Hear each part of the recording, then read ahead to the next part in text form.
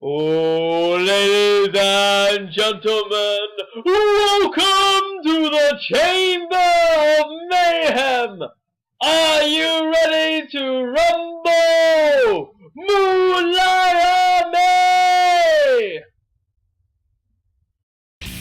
This is my time now to flash you all uncensored DrayZera. This is my time now to flash you all uncensored DrayZera Uncensored.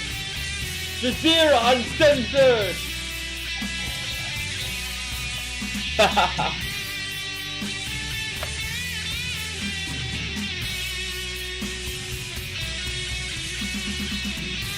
Welcome back to another episode of DrayZera Uncensored! And here we have the Master Student Extraordinaire, Stephen Keith. Oh, hello there. Marvellous stuff, marvellous stuff. The reason why I've got this man here, he's a bit of a connoisseur in the films, as in he is a master's film student, and we're gonna chat about the Oscars, the politics about it, and just everything Oscars. So, Stephen, we were chatting off camera and off audio about the fact that the Oscars has such a political stigma about them. I mean, for example, I think Leonardo DiCaprio is a perfect example of this, and yeah, would you like to elaborate on that? Well, it's a case of people have always been saying is why hadn't he won his Oscar before 2015? And if you look at every single film he was nominated for beforehand, there was always someone better every single year.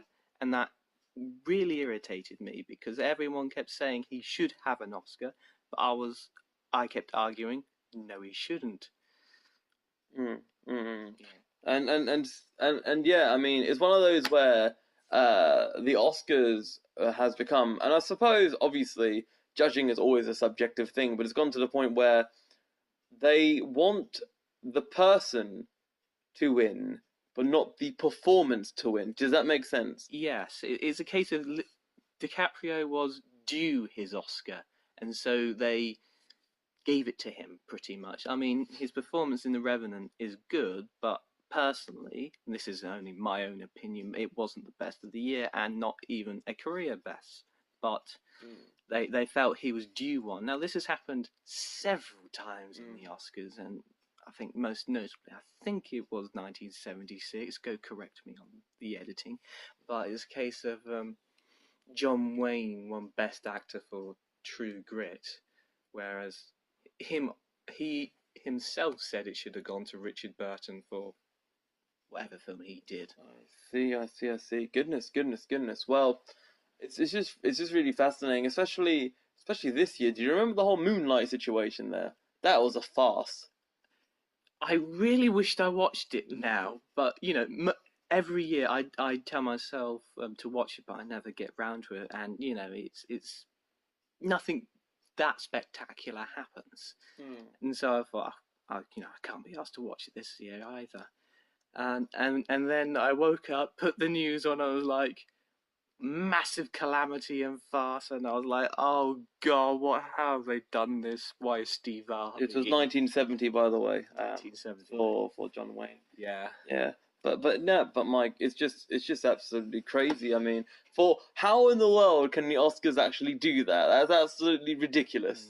I mean, oh sorry, we made a mistake. I mean, isn't it where they like reveal the piece of paper and then do they have to give a different card, or I just misread, or what? Warren Beatty was given the wrong envelope because there's two envelopes of all the winners, a main one and a backup one. For some reason, he was given the backup one of Best Actress. But why is there a backup one? Well, in case something happens to the main card. But I don't understand. Like, for example, let's just say if this person wins, they can't just somebody take it on their behalf. Oh, you haven't showed up. Oh, I don't understand. Can you elaborate? No. But do you know what I'm getting at here? Yeah. I mean, in other award ceremonies, if somebody can't make it, then you just get someone represent. Oh, you haven't made it. Oh, you don't get the award. You don't deserve. You know what I mean? Like, there could be emergencies and all that kind of stuff. Like, for example, in the football Ballon d'Or, I'm sure that tons of people that have won awards in the various categories, they just couldn't show up because they had football training. Oh, no, you don't deserve it. Nope, we're just going to give it to the other guy that doesn't deserve it. Hey. But man, it's just absolutely mental. So with that being said, what do you think perhaps needs to be changed within the Oscar at least with the award giving out? I mean, do you feel that the people who judge these are heavily influenced by social media rather than being like in like in a quiet room kind of thing? I wouldn't think they're influenced by social media to an extent to really create an informed decision, because I think it's more the promotional campaigns that the distributors do Ah, I that see. actually influence the decision. Like such as like presidential campaign, something like that, basically. Similar. Yeah, I see. It's a case of, it's called award season for a reason. Films are released in October, November time, in America anyway. So the voting people, whatever the hell you call them, I'm sure you can edit it to make me sound intelligent. Usually in DrayZera Uncensored, I try and make my interviews unedited, uncensored, but like which is what we love about it. Yeah, but they make sure that the people vote, who are voting, get to see their films around award season time, just so it's fresh in their memory, and they're more likely to vote for it. This is probably wrong, but the last time I can recall a film winning Best Picture that wasn't released in award season was The Silence of the Lambs, because that was released on Valentine's Day, so it released on February and managed to go win Best Picture. In fact, won so many Oscars it wiped the floor with it. Interestingly, I just found it interesting. So I looked at Digital Spy, and I asked who I wrote on it who votes for the Oscars, and it says according to a study in the 2014 survey conducted by the LA Times, Oscar voters were on average 63 years old, 76% of them are men, and 94% of them are white. That is true. However, it should be said that since 2016's Oscar ceremony, when it was hold on. it was said to be Oscar so white, and it was, that was a very big matter in the Oscars at the time. I see. Since then, they have recruited many people from minority sectors. Yeah, I'm just looking here. Yeah, I'm just looking here. In June 2016, the Academy invited a record number of new members to join. 683, in fact. In fact, 41% of them were of color and 46% were women. Yeah, interesting. Yeah, that's a fair point. Fair point. So you're feeling that in that regard, the Oscars are finally waking up to a more equality kind of, rather than a more kind of Oscar club of like these, let's just say, elderly gentlemen that probably just that earns more money than me and you will probably ever have. It's a start. It's a long way before we get to a proper case. We're going to say it's great, but it's a start and it's gone a long way. It should be said that the fact that Moonlight won Best Picture over La La Land shows that there's been a significant shift in ideology, because away from commercialism. And Moonlight, I didn't really think, even though it had a lot of popularity, obviously behind it, because obviously it won, I felt like Moonlight, they advertised it in a way that is not always in your face. You know what I mean? You know what I mean? Where films are advertised and how films are promoted, there are ways of having it in your face, and there are ways of just making it, hey, we're here, you can watch me if you want, if that makes sense. Yeah, when you say in your face, I get Star Wars all the time, because they had such an aggressive marketing campaign. While they do, I think there's also, as I'm not going to be biased here as a Star Wars fan myself, but I feel like with Star Wars, I feel that it sort of stems from the general fan base. The fan base is one of the most aggressive fan bases in general. I mean, you could just look at the amount of Star Wars YouTube channels and YouTube content that just means, yeah, do you know what I mean? And I suppose there's so many diehard Star Wars fans to the point that people are actually Jedi in their religion. Yeah, but you see my point. Yeah. Everyone knew there was a Star Wars coming out 6 months before its release, whereas you take a film like Moonlight, most people wouldn't have heard of it when it hit the cinema. Yeah, exactly. I, Daniel Blake is another example. Like, I, Daniel Blake is like, people are now, human beings are like talking about it, rather than, let's say, it was months after the film came out that TV campaigns were finally about Daniel Blake, because I suppose Daniel Blake, the film itself, they probably didn't think they'd be that popular. I suppose. I suppose so. Mm-hmm. But the fact that it was Ken Loach going back to socially aware films that got, and critics were raving about the film. It had a good moment. Absolutely. I'll say this. I'll say this though. In terms of films in general, especially when it comes to Oscar season, it's fair to say. I feel that generally you have a feeling if you know it's a British film or an American film. Do you know what I mean? Because I feel that American films are more of a, let's say, sellout mentality. Like, I'll elaborate. So I swear in American films, in general, you see so much more product placement. Like, for example, I don't know, a random film where it's seen like, oh, I'm like visibly drinking a Coca-Cola, whereas in British films they're far more reserved in that regard. I mean, do you feel that that's a problem in general? Because I can understand that obviously it gives them money. If you drink a can of Coke, then Coca-Cola will give you $1 million. You're not going to turn away $1 million, but do you get what I mean? Yeah, I wouldn't really call it a problem as such, but it's a case of filmmakers will always need to find funding for their film, and if this is one way of obtaining such money, then they're going to do it. As long as it doesn't ruin the plot of the overall film, that's the most important.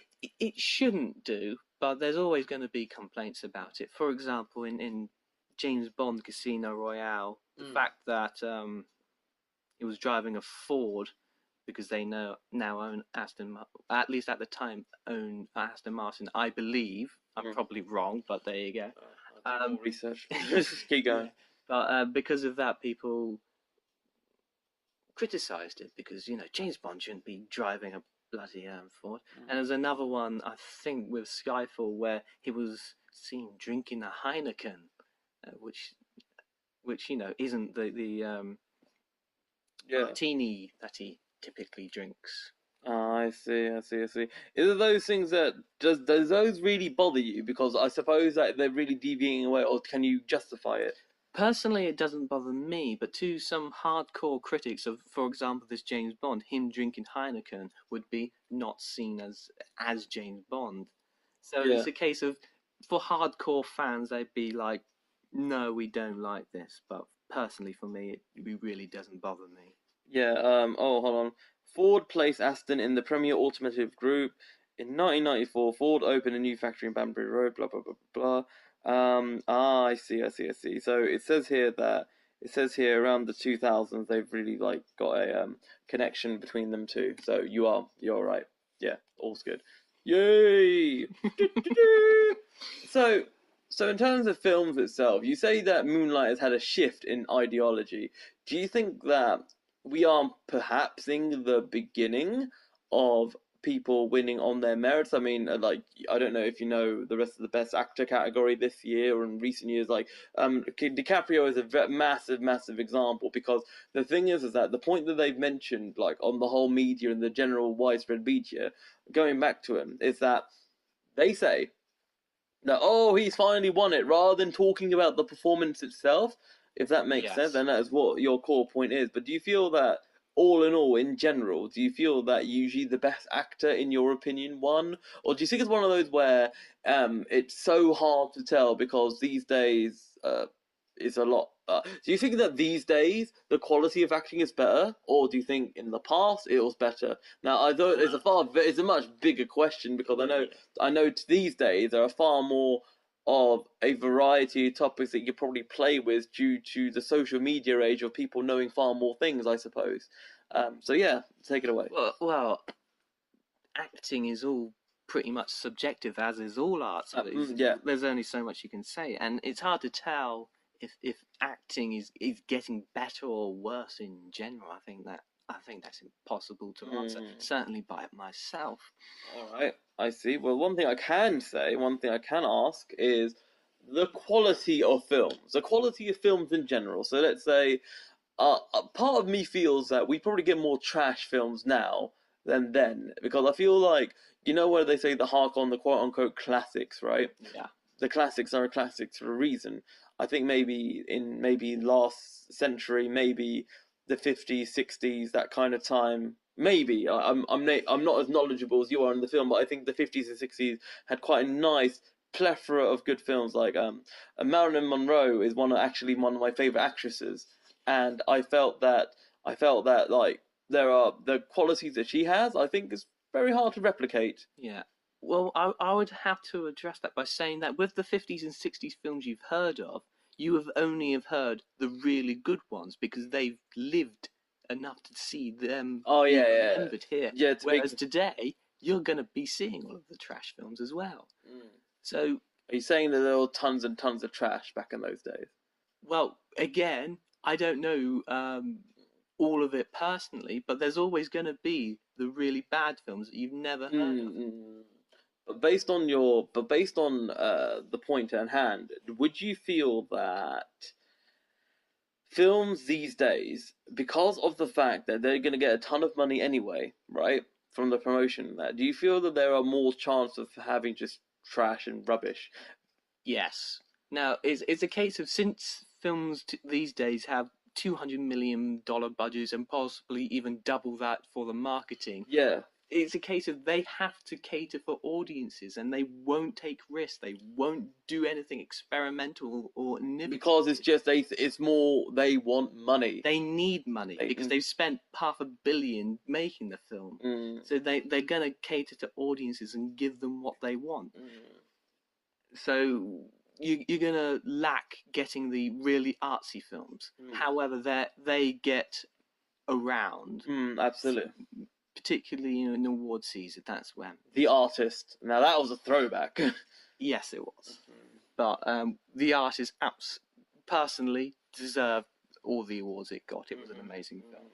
And I was so glad it won, actually. You know what I mean? One film that I think was overrated. Now looking back, I felt Avatar was. Yes. Yeah, Avatar, because looking back, like, ooh, look at this. Like, they focus so much on what they did with the technology of the film rather than the plot itself, which I felt is, it may have a potential of being a terrible, terrible film. Yeah. I mean, it's a case of it was a technological showcase. Yeah, absolutely. Yeah. I mean, yeah, it's just absolutely ridiculous, I dare say. I think the one way to think about it is you look at Avatar and you look at the cultural impact it's had. Any quotes from the films, what you remember from the film, it's almost basically none. So you compare that with Star Wars back in 1977. Yeah. We had toys, we had a huge fan base, people dress up all the time, they go to the conventions. Avatar's had none of that. Yeah, absolutely. Yeah, absolutely. And wasn't it the year that Avatar was meant to win all the awards, or wasn't it that James Cameron's ex-partner? Yes. Catherine Bigelow beat him to Best Director and Best Film for the film The Hurt Locker. Which I felt The Hurt Locker is far more deserving than Avatar. I haven't actually seen the film, so I can't comment on it. Well, based on what I've seen, I felt, well, The Hurt Locker had a far more realism and realism towards war, whereas Avatar was just superficial nonsense, personally. Well, I mean, mind you, it's not as bad as episode 1, 2, and 3 of Star Wars, and this is coming from a Star Wars fan. I'm like, especially episode 1. Oh my days, episode 1 was just oh my god. Like, I don't know if you've seen episode 1, but the point where most of the film was built around Anakin doing pod races, and and Darth Maul was relevant for 2 minutes.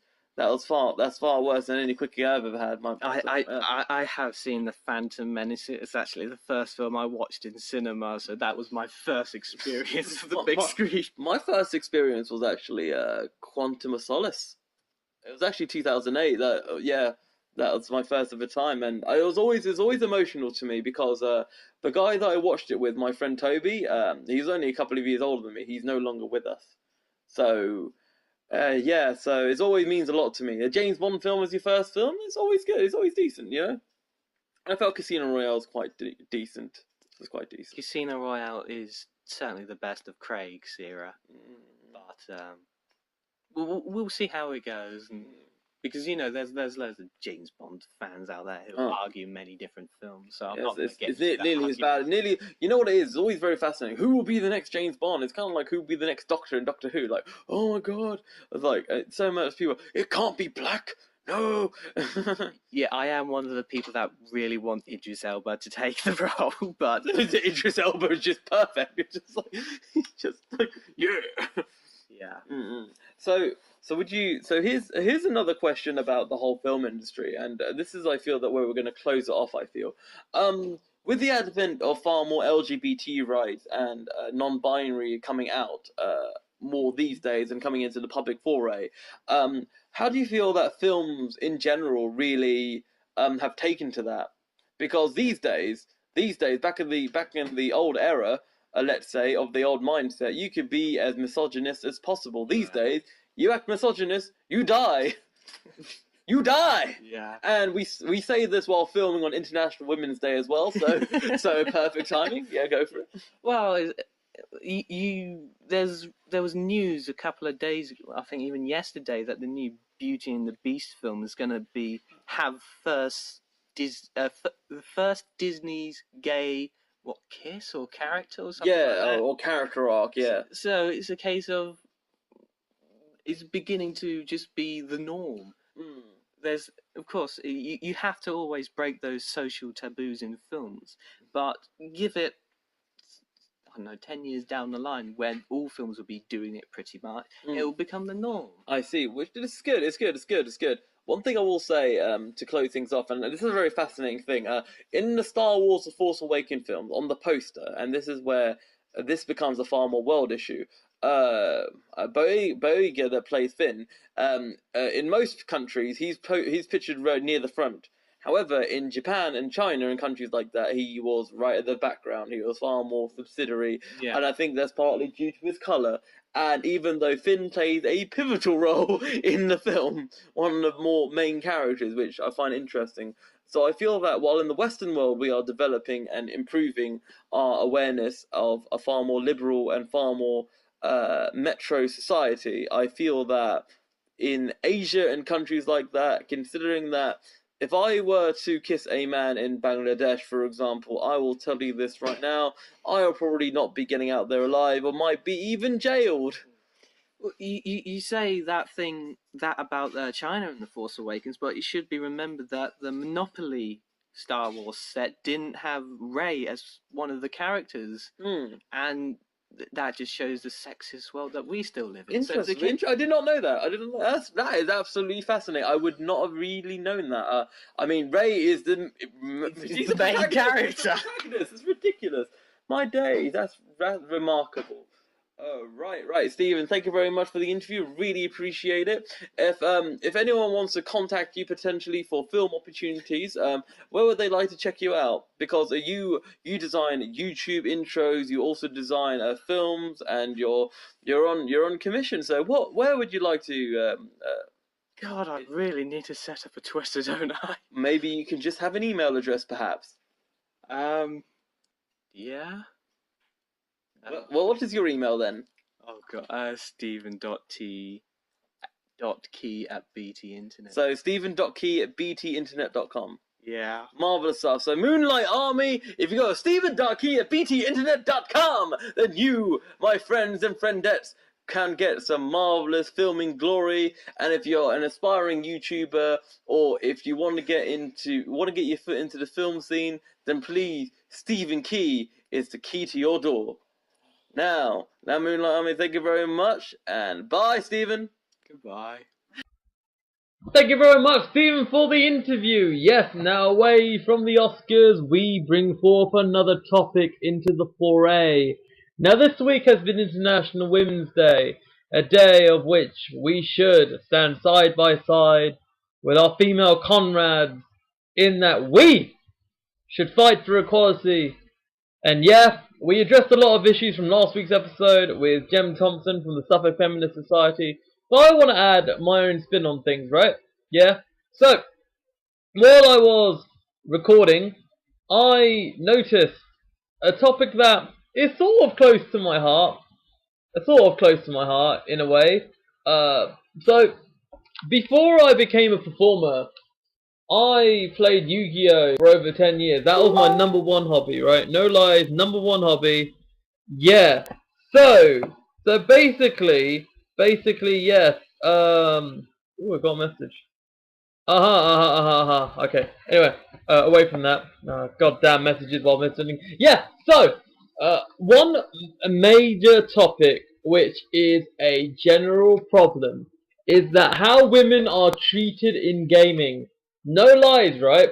I mean, I'm not gonna lie to you. Women that play games, such as video games or trading card games, they really get, there's some heavy misogynist behavior towards them, and objectification, which is so sad. I mean, like, case in point example, in Ipswich, I went to just went to a card place in Ipswich, and there was just one woman playing, and these guys were just all ogling her and like making me feel uncomfortable because I did not come here to look at women. I did not come here to do that. Like, as a bisexual person, if I want to see stuff like that, then I just look at porn. I don't want to flip and check stuff like that out of that kind of bad behavior. I want to play some damn card games, and that is a real shame. I mean, I'm absolutely disgusted that in 2017 people can still act like that. I mean, because the thing is that, and this is a true fact, there are a lot of people, a lot of females that literally do not feel comfortable in. And the thing is that what's a shame is that there needs to be real reality checks from people, yeah?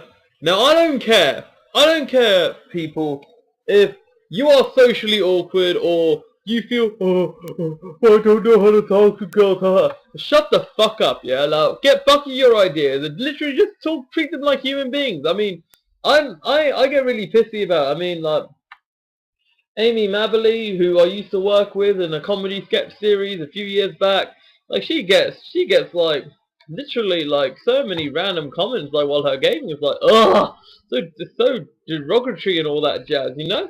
So, case in point, Moonlight Army, listen, anything I want to tell you right now, and this is the thing I want you to get out of this section right here.